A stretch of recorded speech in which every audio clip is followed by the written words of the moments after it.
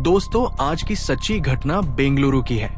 20 अगस्त 2019 को बेंगलुरु में हुई थी। जय कुमार जैन कपड़ा उद्योग के प्रमुख व्यवसाय थे। मूल रूप से राजस्थान के रहने वाले वे व्यापारिक प्रतिबद्धताओं के कारण पिछले 20 वर्षों से बेंगलुरु में रह रहे थे। उनका परिवार संपन्न था और उन्हें कोई कठिनाई नहीं थी। परिवार खुश था। जय अपनी पत्नी, बेटे और बेटी के साथ रहते थे। उनके रिश्तेदारों में एक शादी थी। जय को कुछ जरूरी काम था, इसीलिए वे नहीं जा सके थे। हालांकि उनकी पत्नी और बेटे ने जाने की योजना बनाई, जबकि बेटी ने नहीं जाने का फैसला किया। 19 अगस्त की रात को जय ने अपनी पत्नी और बेटे को रेलवे स्टेशन पर छोड़ दिया, क्योंकि शादी पांडिचेरी में थी। उन्हें छोड़ने के बाद जय घर लौट आए और सो गए। रात तो बिना किसी घटना के गुजर गई, लेकिन 20 अगस्त की सुबह करीब 10:30 बजे जय कुमार के घर से धुआं उठने लगा। पड़ोसियों ने धुआं देखा तो वे लोग घबरा गए। उसी समय उन्होंने चीखने की आवाज सुनी। ये जय कुमार की 15 वर्षीय बेटी थी, जो बेंगलुरु के एक स्कूल में 10वीं कक्षा में पढ़ती थी। वो घबराकर चिल्लाते हुए घर से बाहर निकली। जैसे ही आग तेज हुई, पड़ोसी ये देखने के लिए घर की ओर दौड़े कि क्या हो गया है। अचानक घर से एक और लड़का बाहर निकला। वो भी चिल्ला रहा था और उसके हाथों पर जलने के निशान दिखाई दे रहे थे। जब जय कुमार की बेटी पड़ोसियों के पास पहुंची तो वो बेहद डरी हुई थी और कहती रही, किसी ने मेरे पिता को मार दिया है, वो अंदर जल रहे हैं। ये सुनकर पड़ोसियों ने पुलिस और फायर ब्रिगेड को फोन कर दिया। फायर ब्रिगेड की टीम मौके पर पहुंची। जब वे घर में दाखिल हुए तो उन्होंने देखा कि आग बाथरूम में लगी हुई थी और बाथरूम के अंदर एक शव पड़ा था, जिसमें आग लगी हुई थी। फायर ब्रिगेड की टीम ने घर के सभी हिस्सों में आग बुझाने का काम किया। अपना काम पूरा करने के बाद वे चले गए। फिर पुलिस आ गई। जब पुलिस अंदर गई तो उन्होंने बाथरूम में एक अधली शव देखी। वो शव कोई और नहीं बल्कि जय कुमार जैन का था। शव पूरी तरह से नहीं जला था और जय कुमार के शरीर के कुछ हिस्सों पर चोट के निशान भी दिखाई दे रहे थे, जिससे पता चलता है कि जलाने से पहले उन पर किसी धारदार हथियार से हमला किया गया होगा। इसके बाद पुलिस ने जय कुमार के शव को पोस्टमार्टम के लिए अस्पताल भेज दिया, लेकिन डॉक्टरों ने उन्हें मृत घोषित कर दिया। उसके बाद पुलिस ने घर से ही अपनी जांच शुरू कर दी। जय कुमार की बेटी रो रही थी और बेहद डरी हुई थी। पुलिस भी सोच रही थी कि उस बच्ची से कैसे पूछताछ की जाए, क्योंकि वो पूरी तरह से सदमे में थी। उसे समझ नहीं आ रहा था कि क्या हुआ है। फिर पुलिस को पता चला कि जय कुमार की पत्नी और उनका बेटा पांडिचेरी गए हैं, इसीलिए उन्होंने वहां फोन करके उन्हें वापस आने को कहा। वे शाम तक बेंगलुरु वापस आ गए। वापस आने के बाद पुलिस के पास एक ही काम था, उनकी बेटी से पूछताछ करना जो घर पर थी, ये देखने के लिए कि क्या उसे इस बारे में कुछ पता है कि घटना के समय कौन आया था, उसने आखिरी बार जय को कब देखा था, या कोई और जानकारी जिससे उन्हें कोई सुराग मिल सके। धीरे धीरे जब जय कुमार की बेटी थोड़ी शांत होने लगी तो पुलिस ने उससे पूछा। उसने बताया कि जब वो सुबह उठी तो उसने देखा कि बाथरूम में आग लगी हुई थी। वो बहुत डर गई और घबरा गई, इसलिए वो तुरंत पड़ोसियों के पास नहीं गई। इसके बजाय उसने अपने एक दोस्त को फोन किया जो पास में ही रहता है। उन दोनों ने आग बुझाने की बहुत कोशिश की। फिर उन्होंने दूसरों से मदद मांगी। उसने बताया कि वो घर से बाहर निकली और मदद के लिए चिल्लाई, जिससे वहां लोग इकट्ठा हो गए। पुलिस ने आगे पूछा, वो दोस्त कौन था जिसे तुमने फोन कर बुलाया था? पता चला कि वो पड़ोस में रहने वाला प्रवीण नाम का 19 वर्षीय लड़का था। जब पुलिस ने प्रवीण से पूछताछ की तो उसने कहा, हाँ, मुझे फोन आया था। मेरी दोस्त ने मुझे फोन किया और कहा कि मुझे तुम्हारी जरूरत है, जल्दी से आओ, कुछ गड़बड़ है। मैं डर गया और उसके घर गया। जब मैं वहां पहुंचा तो मैंने देखा कि घर में आग लगी हुई थी और उसके पिता बाथरूम में थे। हम वापस घर के बाहर गए और पड़ोसियों को मदद के लिए बुलाया। पुलिस के सामने बयान दिया गया। कोई बाहर से आया, जय पर हमला किया और उसे जलाने की कोशिश की। बेटी घर पर थी और उसने मदद के लिए अपने दोस्त को बुलाया। उन दोनों ने आग बुझाने की पूरी कोशिश की, लेकिन वे ज्यादा कुछ नहीं कर सके। इसलिए वे बाहर भागे और पड़ोसियों को मदद के लिए बुलाया। लेकिन पुलिस को एक बात समझ में नहीं आई। अगर कोई बाहर से आकर जय कुमार को मारता है और फिर उनकी हत्या कर देता तो फिर शव को जलाने का क्या मतलब था?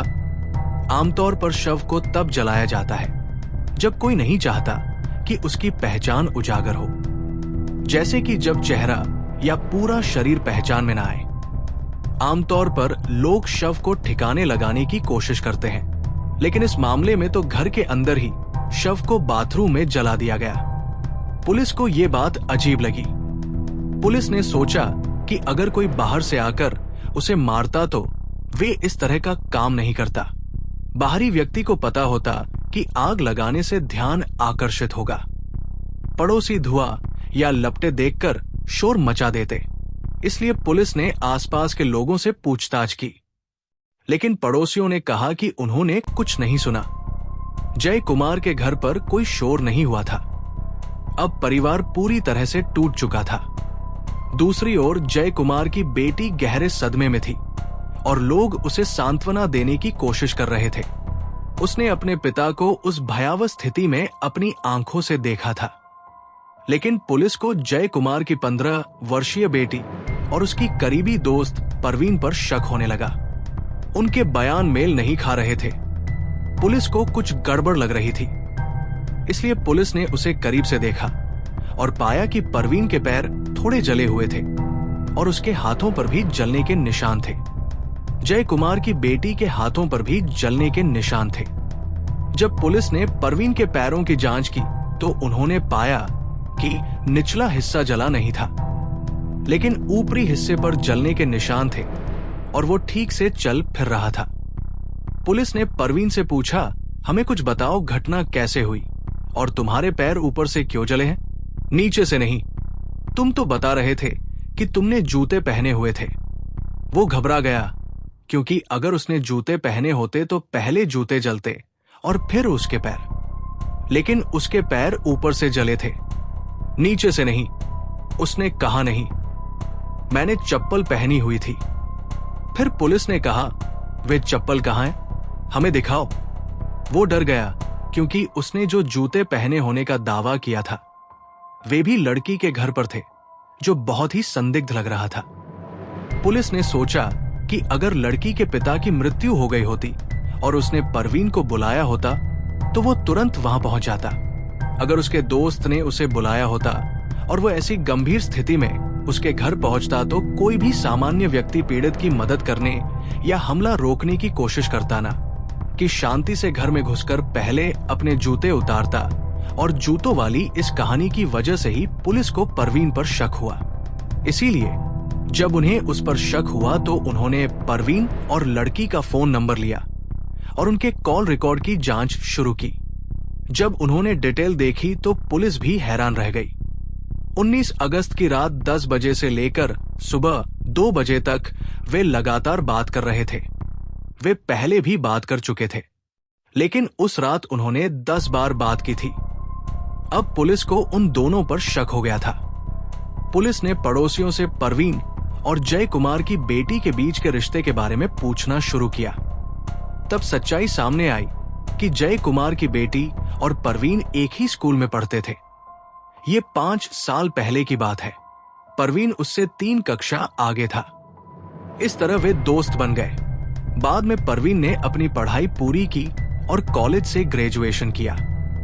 परवीन कॉलेज गया हुआ था और लड़की अपनी 10वीं कक्षा की बोर्ड परीक्षा देने वाली थी। पुलिस ने परवीन को पूछताछ के लिए थाने बुलाया, लेकिन उसके सभी बयान एक जैसे नहीं थे। उनमें से कोई भी एक दूसरे से मेल नहीं खाता था। इससे पुलिस का शक और भी बढ़ गया। फिर उन्होंने सोचा कि उन्हें जय कुमार की बेटी से भी पूछताछ करनी चाहिए। हालांकि उसके पिता का हाल ही में निधन हुआ था और वो गहरे सदमे में थी। पुलिस को चिंता थी कि अगर वो निर्दोष निकली तो पहले से ही इस तरह के दुख से गुजर रही किसी लड़की पर शक करना गलत लगेगा। इसलिए पुलिस उसके घर गई और उससे कहा कि उन्हें उससे बात करनी है। वे उसे एक अलग कमरे में ले गए और पूछा कि जब घर में आग लगी तो वो कहाँ थी। उसने कहा कि वो घर पर नहीं थी और बाहर गई हुई थी। जब उससे पूछा गया कि वो कहाँ गई थी तो उसने कहा कि वो एक दोस्त के यहां थी। फिर पुलिस ने पूछा कि उसने परवीन को कब फोन किया था और कहा था कि वो हमारे घर आ जाए। उसने फोन करने का समय भी बताया, लेकिन पुलिस ने बताया कि उसके कॉल रिकॉर्ड में उस समय कोई कॉल दर्ज नहीं है। उसका बयान तथ्यों से मेल नहीं खा रहा था। बाद में दबाव में परवीन ने पुलिस को सब कुछ बता दिया और उसके बाद पुलिस ने जय कुमार की बेटी से कहा कि परवीन ने पहले ही सच बता दिया है। फिर जय कुमार की बेटी ने भी कबूल किया और अपनी कहानी बताई। जब सब कुछ सामने आया तो सभी लोग पूरी तरह से चौंक गए। कहानी कुछ इस तरह है, जब परवीन और जय कुमार की बेटी दोनों स्कूल में थे तब वे पहली बार दोस्त बने। समय के साथ उनकी दोस्ती धीरे धीरे प्यार में बदल गई। 19 अगस्त से 3 दिन पहले परवीन और जय कुमार की बेटी एक मॉल में मिले। वे वहां घूम रहे थे और संयोग से जय कुमार के एक दोस्त ने उन्हें साथ देख लिया। उस दोस्त ने जय कुमार की बेटी से पूछा, तुम यहां क्या कर रही हो और तुम्हारे माता पिता कहाँ हैं? उसने जवाब दिया कि वो वहां अकेली है, लेकिन जय का दोस्त जान चुका था कि वो एक लड़के के साथ है। इसलिए उसने जय को बता दिया कि उसकी बेटी एक लड़के के साथ मॉल में है। जय को बहुत गुस्सा आया। उस रात जब उसने अपनी बेटी से इस बारे में पूछा तो उसने कुछ नहीं बताया। तब जय ने उसे पीटना शुरू कर दिया। उसने उसे चेतावनी दी कि अगर उसे फिर कभी उस लड़के के साथ देखा तो उसके लिए अच्छा नहीं होगा। जय को पहले से ही पता था कि उसकी बेटी परवीन से प्यार करती है और फोन पर बात करती है। इस वजह से जय ने उसका फोन छीन लिया, लेकिन परवीन ने उसे एक नया फोन दे दिया जो चोरी का फोन था। उसने उसे छिपा कर रखा। हर बार कुछ होने पर जय उसे पीटता था। वो उसे गलत करने से रोकने की कोशिश करता था, लेकिन लड़की के दिमाग में एक बात घर कर गई थी कि उसके पिता उसे कभी वो आजादी नहीं देंगे जो वो चाहती थी। परवीन से बात करते हुए वो कहने लगी कि उसे अपनी आजादी चाहिए। उसे अपने ही घर में कैदी जैसा महसूस हो रहा है। धीरे धीरे ये विचार इतना प्रबल हो गया कि उसने तय कर लिया, जो भी मेरी आजादी के आड़े आएगा मैं उसे हटा दूंगी। उसके पिता बहुत सख्त थे, इसलिए उसने कहा कि अगर मेरे पिता मेरी आजादी के आड़े आएंगे तो मैं उन्हें मार भी डालूंगी। उसे ये भी पता था कि 19 अगस्त को उसकी माँ और भाई शादी में जा रहे हैं और उसके पिता घर पर अकेले रहेंगे। इसलिए जब जय कुमार ने अपनी पत्नी और बेटे को स्टेशन पर छोड़ा तो उसकी बेटी मेडिकल स्टोर पर गई और नींद की गोलियां खरीद ली। जब जय कुमार घर लौटे तो उन्होंने खाना खाया और हमेशा की तरह सोने से पहले दूध पिया। इससे पहले उनकी बेटी ने दूध में नींद की गोलियां मिला दी थी। जय कुमार ने अनजाने में वो दूध पी लिया और सोने के लिए लेट गए। फिर जय कुमार की बेटी ने आधी रात को परवीन को फोन किया और कहा, मैंने खुद उनके गिलास में नींद की गोलियां मिला दी है। अब मुझे लगता है कि वो बेहोश हो गए हैं, आपको आ जाना चाहिए। परवीन ज्यादा दूर नहीं रहता था, इसलिए वो जल्दी से उसके घर आ गया क्योंकि दरवाजा पहले से ही खुला था। सबसे पहले जय कुमार की बेटी अपने पिता के कमरे में गई। उसने देखा कि वो हिल नहीं रहे थे और बहुत गहरी नींद में थे। फिर उसने अपने पिता को थप्पड़ मारना शुरू कर दिया। इसके 2 कारण थे। पहला, अगर उसके पिता गहरी नींद में नहीं होते तो थप्पड़ उन्हें जगा देते, और दूसरा, वह अपनी आजादी को रोकने के लिए उन पर गुस्सा थी और गुस्सा निकाल रही थी। जब उसे यकीन हो गया कि उसके पिता गहरी नींद में हैं, तो उसने परवीन को अंदर आने का इशारा किया। परवीन अंदर आ गया। दोनों के पास चाकू थे। वे कुछ देर तक बिस्तर के पास खड़े रहे और फिर जय कुमार को चाकुओं से मार डाला। उसके बाद वे झिझक गए, सोच में पड़ गए कि अब क्या करें। आखिरकार उन्होंने शव को बाथरूम में ले जाया।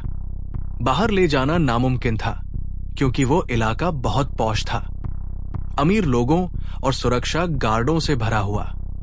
कोई भी उन्हें पकड़ सकता था या उन पर शक कर सकता था। उस रात उनके पास आग लगाने के लिए कुछ नहीं था, इसलिए वे पूरी रात वहीं रहे। सुबह जय कुमार की बेटी घर से बाहर निकली। उसने बाहर से दरवाजा बंद किया और एक दुकान पर चली गई। वहां से उसने 3 पानी की बोतलें खरीदी, फिर उन्हें खाली करके पेट्रोल पंप पर ले गई और उनमें पेट्रोल भरवाया।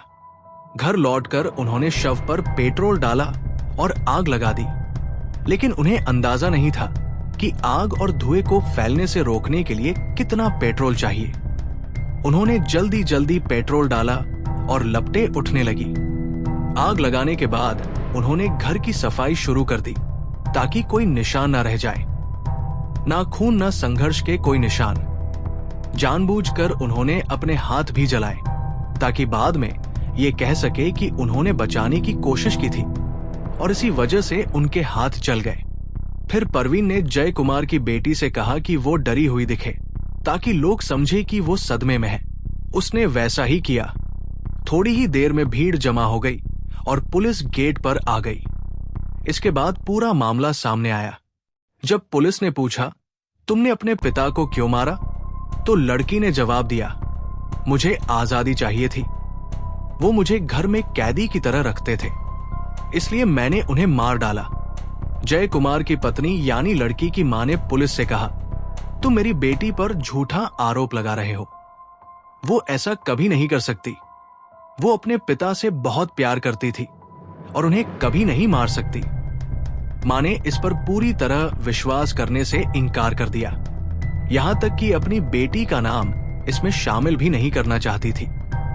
लेकिन जय कुमार के एक दोस्त ने आगे आकर बेटी और परवीन के खिलाफ मुकदमा दर्ज करा दिया। जब पुलिस ने दोनों को हिरासत में लिया तो उनसे कहा कि वे जय कुमार की हत्या का पूरा सीन दोबारा बनाएं। उसी दिन वे बेटी को वापस घर ले गए। उसने बेडरूम में सब कुछ बताया। कहां खड़ी थी, जय कुमार कहां थे, परवीन कहां था, कैसे उन्होंने मारा, शव को कैसे बाथरूम में ले गए और आग लगाई। उसने सब कुछ विस्तार से समझाया। पूरी बात बताने के बाद उसने अपनी मां की ओर देखा। उसके चेहरे पर कोई डर नहीं था, कोई पछतावा नहीं था। वो शांति से सब कुछ बता रही थी और तभी जय कुमार की पत्नी को यकीन हो गया कि उसकी ही बेटी ने अपने पिता को मार डाला है। दोस्तों, ये कहानी सिर्फ एक हत्या की नहीं, बल्कि रिश्तों के टूटने और गलत फैसलों की सबसे दर्दनाक तस्वीर है। जय कुमार जैन ने अपनी बेटी पर आंख मूंद कर भरोसा किया था, लेकिन वही बेटी प्यार की अंधी दौड़ में अपने पिता की दुश्मन बन गई। प्यार अगर समझदारी और जिम्मेदारी के साथ हो तो जिंदगी को खूबसूरत बना देता है, लेकिन जब वो मोह, लालच या जिद में बदल जाए तो इंसान अपने ही अपनों को खत्म करने पर उतर आता है। सोचिए, एक पिता जिसने अपनी बेटी की खुशियों के लिए सब कुछ किया, उसी को बेटी ने अपनी सबसे बड़ी रुकावट मानकर मौत के हवाले कर दिया। ये घटना हमें यही सिखाती है कि रिश्तों में भरोसा जरूरी है, लेकिन समझदारी और सही मार्गदर्शन उससे भी ज्यादा जरूरी है। आपको क्या लगता है, क्या प्रवीण जैसा लड़का ही असली गुनहगार है या फिर बेटी की अंधी मोहब्बत ने इस पूरे खून का रास्ता तैयार किया? अपनी राय हमें कमेंट में जरूर बताइएगा। दोस्तों, इस घटना को सुनाने का उद्देश्य किसी का दिल दुखाना नहीं है, किसी को परेशान करना नहीं, बल्कि आपको जागरूक करना है, आपको सचेत करना है। दोस्तों, इस पूरी घटना के बारे में आपकी क्या राय है, कमेंट बॉक्स में जरूर बताएं। और अगर हमारी मेहनत आपको पसंद आई हो तो इस वीडियो को लाइक कीजिए, शेयर कीजिए, और अगर आपने अभी तक चैनल को सब्सक्राइब नहीं किया है तो चैनल को सब्सक्राइब कर लीजिए। हम अगली ऐसी ही सच्ची घटना में फिर मिलेंगे। तब तक सुरक्षित रहिए और रिश्तों की कीमत समझिए। धन्यवाद।